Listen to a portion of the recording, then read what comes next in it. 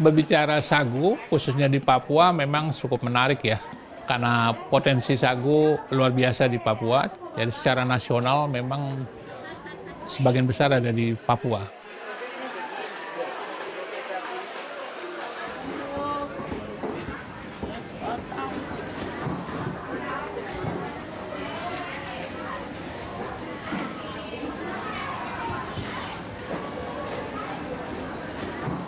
Dan kedua, memang sagu ini sudah dikonsumsi secara tradisional dari zaman dahulu kala oleh orang Papua ya, masyarakat Papua.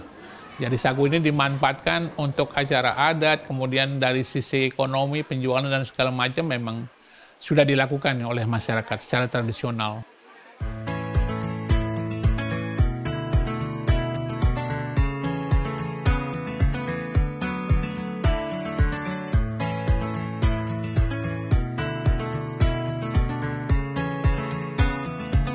Nama saya Pak Made, Dr. Andes Made Budi MSc, tamatan dari IPB.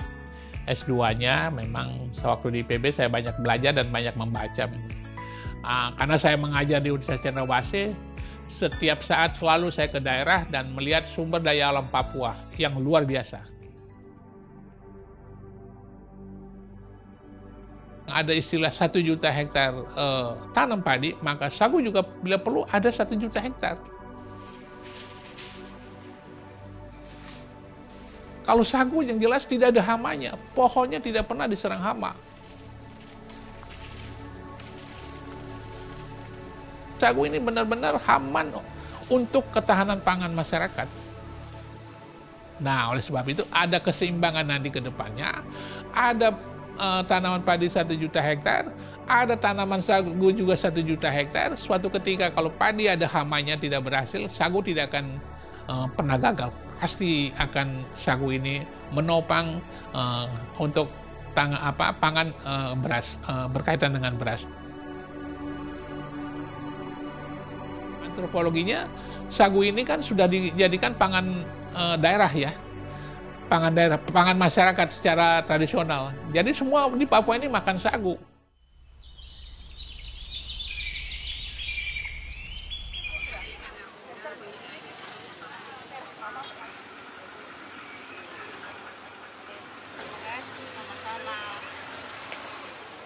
Sagu ini adalah makanan pokok dan utama di tanah Papua. Bagi masyarakat kita di tanah Papua, kami yang ada di pesisir pantai, pulau, ya mulai dari lingkar pantai utara sampai selatan, selalu makanan utamanya adalah sagu.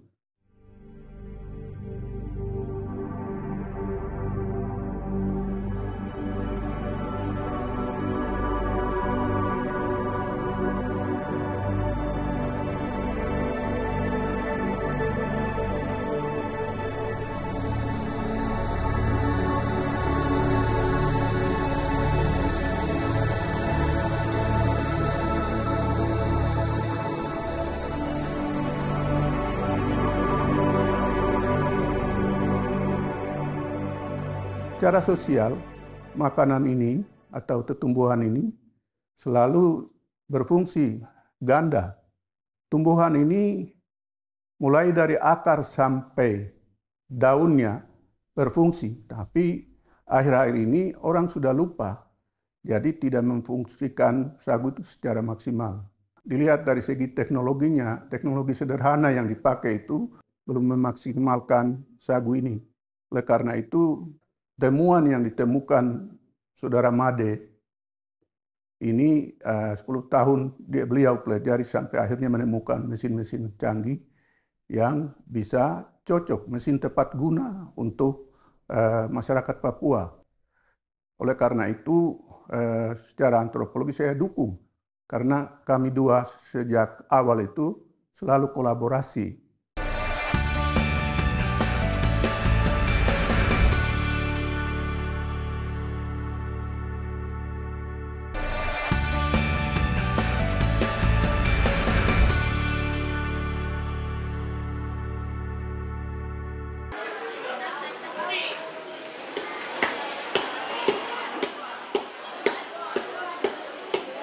Kalau kita berbicara ketahanan pangan nasional, bukan dimonopoli oleh beras, tetapi sagu ini jadi perhatian yang khusus.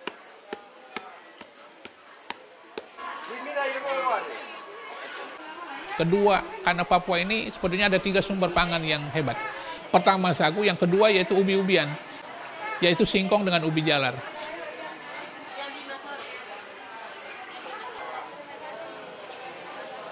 Kalau kita lihat di pasar, tanaman produk alam ini selalu ada. Tetapi memang kita punya kelemahan di bidang riset teknologi yang sangat lemah sekali. Nah, oleh sebab itu saya mencoba melakukan penelitian mandiri ya, tidak ada dana dari mana-mana. Kita mencoba nih memanfaatkan hobi mesinnya, kedua sumber dana riset mesinnya juga kita pribadi sudah selesai. Maka kedepannya kalau kita berbicara pangan bukan hanya beras saja.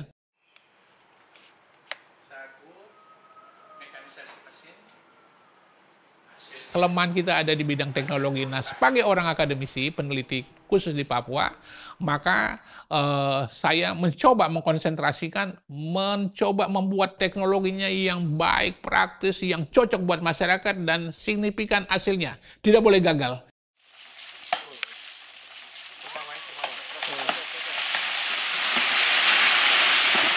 Saya sebagai staf pengajar di salah satu fakultas di Uncen tertarik untuk melakukan inovasi teknologi karena sering melihat bahwa pengolahan tradisional itu kadang-kadang satu batang butuh waktu ya berhari-hari. Nah, jadi yang menarik di situ. Nah, sebagai peneliti lokal tentu mencoba berinovasi bahwa bagaimana saya membuat mesin supaya masyarakat di kampung yang tadinya satu batang mungkin 3-4 hari, bahkan 1 minggu, bahkan tidak tuntas mengolahnya menjadi sagu. Jadi dari hampir waktu 10 tahun ini, saya sudah melakukan penelitian merancang mesinnya, sehingga sekarang mesinnya sudah siap pakai, dan sudah dipakai oleh hampir semua kabupaten produksi pamade. Teknologinya sekarang kalau satu batang itu 1-2 jam udah selesai. Bahkan satu batang yang besar, kalau yang diolah tradisional dengan menggunakan manual tangan begitu dapat 10 karung kalau tradisional. Tapi dengan menggunakan mesin bisa mendapatkan 25 karung. Jadi naik hampir 150%.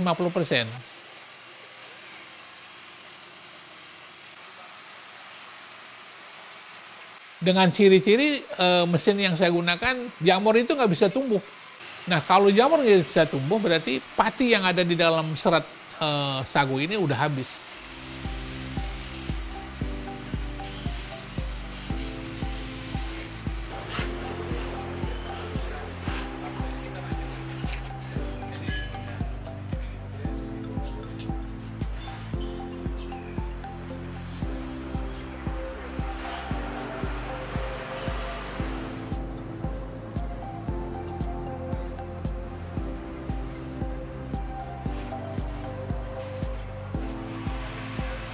Karena mesin ini sudah dibagi ke masyarakat, sudah digunakan oleh masyarakat, dan teknologi ini juga perlu ada penilaian oleh masyarakat.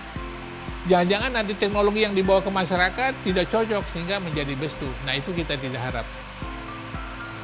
Berdasarkan evaluasi saya dengan jangka waktu yang panjang, mesin yang dibuat oleh saya sendiri cocok buat masyarakat. Karena sistem mesinnya mobile, bisa dipindah kemana-mana.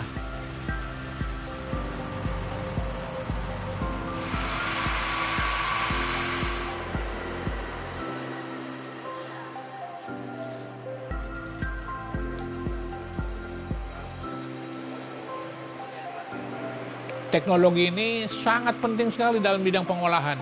Apa saja yang berkaitan dengan sumber daya alam.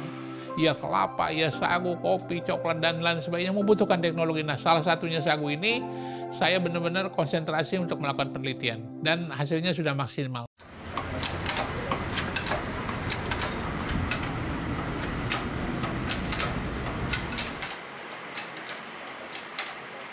Ide munculnya tahun 2010. Sekarang udah 2024 ya, udah 14 tahun. Ya 2010 kemudian awalnya sih kecilnya kecil-kecil. Nah sekarang kan kelebihannya kita mencari referensi ini ya bisa ambil dari luar. Kita memang basisnya awalnya dari situ. Jadi kadang-kadang awalnya memang berantakan juga mesinnya. Oh ini mesin saya lihat seperti ini. Coba kita gambar dulu. Kita coba las tidak maksimal. Kemudian apa yang harus dirubah? Oh tadi sikatnya cuma satu. Oh tidak bisa, tidak maksimal. Kita tambah satu sikat lagi. Jadi di dalamnya ada 3 baling-baling untuk memisah patinya itu. Nah memang kita gambar juga. Kemudian kedua, karena saya punya alat, karena mesinnya buatnya di rumah sendiri, ya saya perhatikan. Kita harus uji coba terus. Oh ini salah. Oh ini tidak maksimal. Jadi karena kita punya alat las sendiri, bengkel sendiri, sehingga cepat risetnya. Oh ini kelemahannya di sini. Oh ternyata ini satu sumber tenaga dari diesel ini kalau kita bagi dua maka tenaganya berkurang. Itu ada hitungannya semua. Jadi memang benar-benar berdasarkan penelitian. Tahun 2010 sampai sekarang masih dievaluasi juga. Ya, lasanya dievaluasi, kemudian konstruksi dorongannya dievaluasi dan lain sebagainya. Penelitilah. Peneliti kan memang harus begitu. Ciri khasnya mulai dari ide sendiri dulu. Kemudian inovasi, ya kita sebagai peneliti juga tentu banyak membaca referensi-referensi yang ada.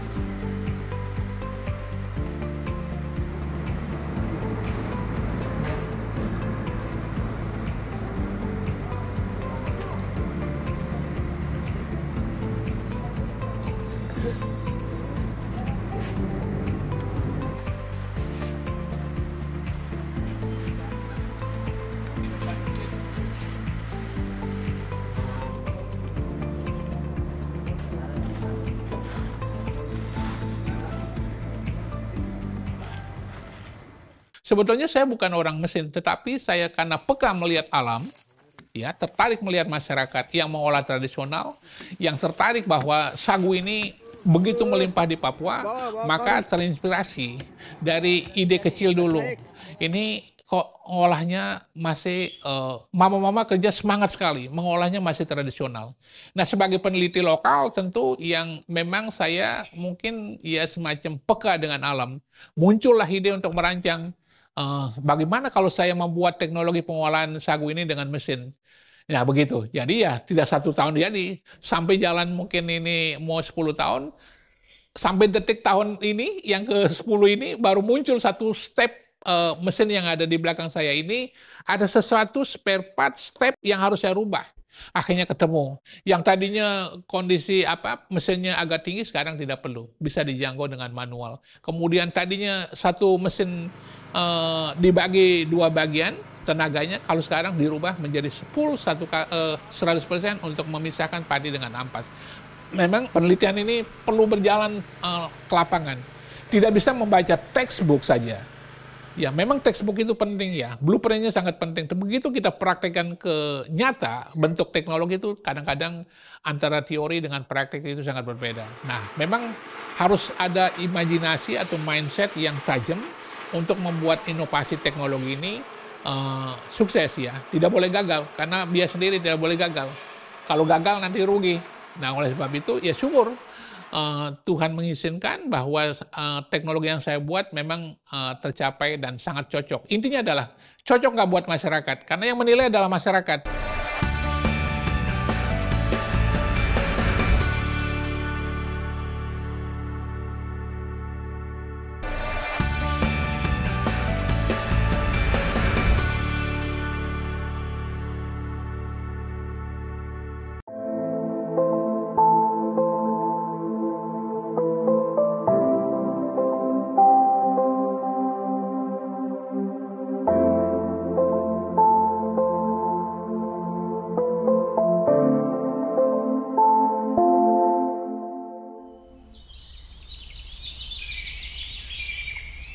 Nah, saat ini Kampung Yoboy menerima teknologi pengelolaan sagu, di mana Bapak Imade Budi sebagai ahli untuk melakukan berbagai macam riset tentang sagu. Bukan hanya sagu saja, tetapi termasuk mesin pengelolaannya itu beliau rancang sendiri selama uji cobanya selama 15-20 tahun. Sehingga sagu kami bisa dapat hasil ya hari ini, bahwa dari tahapan-tahapan secara tradisional, dulunya orang Papua, secara khusus orang Sentani, orang Kabupaten Jayapura, kami biasa tokok sagu dulu, nenek moyang kami, sampai pada saat kami jadi besar, ya kami pertamanya itu terapannya adalah menokok sagu secara tradisional. Setelah Pak Imade Budi dengan terapan teknologi baru, sehingga ya kami diajarkan, kemudian hampir di seluruh pelosok Papua ini, itu Pak Made memberikan imajinasi, motivasi yang luar biasa, sehingga sebagian besar Papua menggunakan alat teknologi. Jadi beralih fungsi dari yang tadinya tokok sagu pakai alat tradisional, sekarang kami sudah tidak menggunakan itu lagi. Karena melihat dari pelipat gandaan hasil yang diperoleh. Hasil yang kami peroleh dari terapan teknologi yang baru yang diciptakan oleh Pak Made itu luar biasa. Malah 4 kali lebih dahsyat untuk kita bisa peroleh pasti sagu ya. Dalam hal ini kita mendapat hasil sagu yang banyak.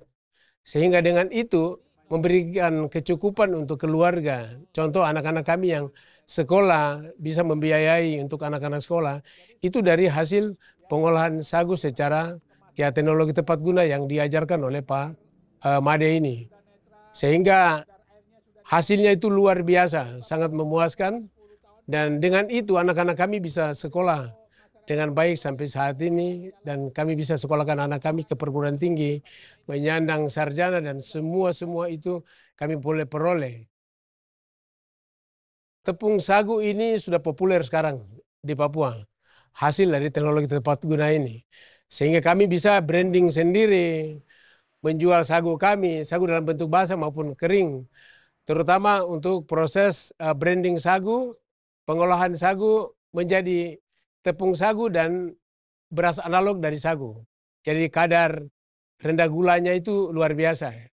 Sehingga banyak masyarakat kita mengkonsumsi sagu yang diolah sehingga menjadi branding. Jadi kita tidak pakai dengan apapun, tinggal mau bikin papeda ya tinggal tuangkan air sedikit dan bikin papeda, dan hasilnya sangat memuaskan.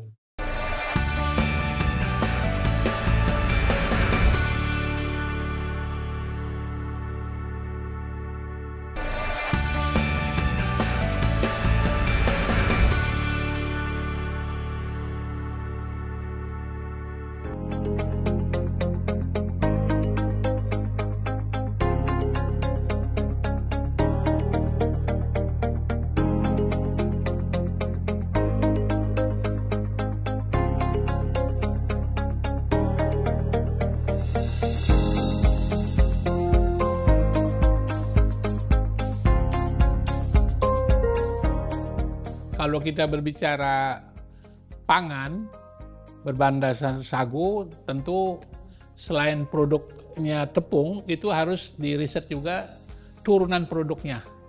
Karena untuk meningkatkan nilai tambah dari sagu itu adalah di turunan produk. Nah, jadi saya juga sebetulnya sedang meneliti bikin mie sagu, jadi teknologinya juga sudah siap.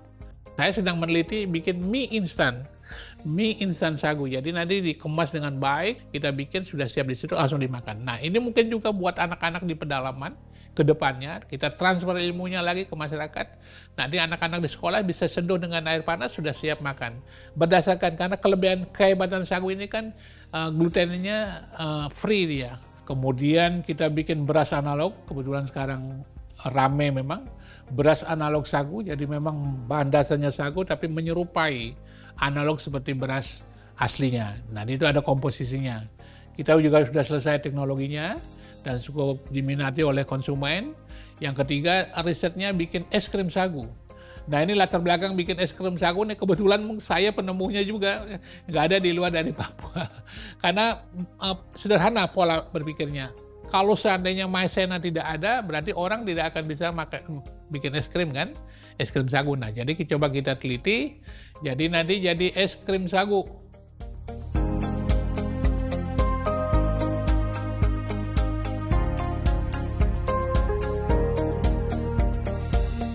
Kemudian ada lagi turunan lainnya, yaitu bikin kerupuk bisa.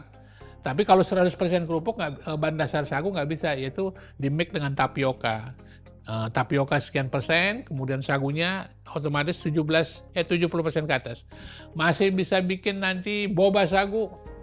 Ya, jadi bikin turunan kuenya macam-macam. Yang penting ditekan dengan penekanan 50 ton sagunya, jadi asamnya hilang. Kehebatan sagu ini kan glutennya free dia, jadi tidak ada glutenin. Kalau terigu kan glutennya tinggi. Nah makanya kalau anak-anak yang hiperaktif, kemudian anak-anak yang autis, itu tidak boleh mengkonsumsi tepung-tepungan yang mengandung glutenin tinggi. Nanti anak itu akan menjadi lebih aktif. Nah lebih aktif nanti. Nah oleh sebab itu sekarang negara maju mencari tepung-tepungan yang free glutenin. Nah salah satunya adalah di sagu yang dominan. Jadi untuk bikin kuenya segala macam, jadi kualitasnya menjadi bagus. Sagu ini larinya kemana-mana turunan produknya, ratusan turunan produk macam-macam bisa ya. Kunci untuk meningkatkan nilai tambah sebuah produk memang ada di turunan produknya tersebut. Nilai tambahnya akan menjadi bagus. Nah kita harap sih perjalanan yang panjang ini ada satu kata di dalam sagu ini. Bagaimana tingkat produktivitas sagu ini meningkat. Saya yakin dengan produktivitas sagu, nilai produktivitas sagu meningkat, maka kesejahteraan masyarakat juga akan meningkat. Kuncinya di sana. Intinya adalah satu, yaitu teknologi.